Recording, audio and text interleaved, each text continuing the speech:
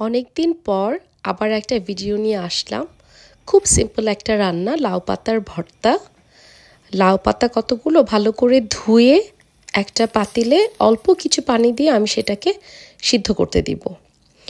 ঢাকনা দিয়ে ঢেকে দিলে পাতাটা তাড়াতাড়ি সিদ্ধ হয়ে যাবে।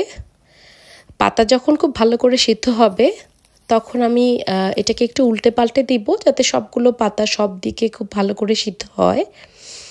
সিদ্ধ হয়ে গেলে পরে তখন ঢাকনাটা খুলে দিব, যাতে পাতার এক্সট্রা যে পানিটা আছে সেটা শুকায় যেতে পারে।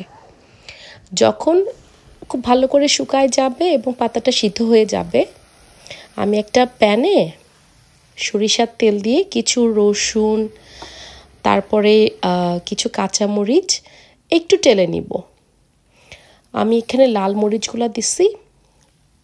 টালা হয়ে গেলে লাউ পাতাগুলো সেটার ভিতরে দিয়ে আমি একটু টেলে নিব, যাতে তারপরও যদি কোনো এক্সট্রা পানি থাকে সেটাও ভালো করে শুকায় যায়।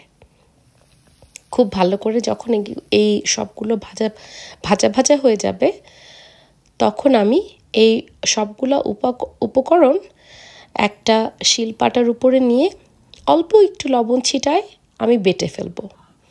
এটাকে ব্লেন্ড করাও যায়, তবে বাটলে আমার কাছে টেস্টটা বেশি ভালো লাগে।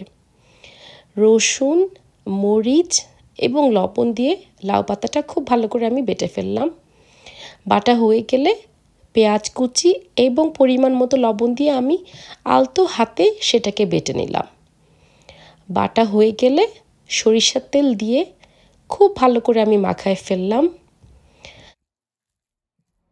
দেখলাম সব ঠিক ছিল। তোমরাও বানাও, জানাও কেমন হয়েছে। বাই।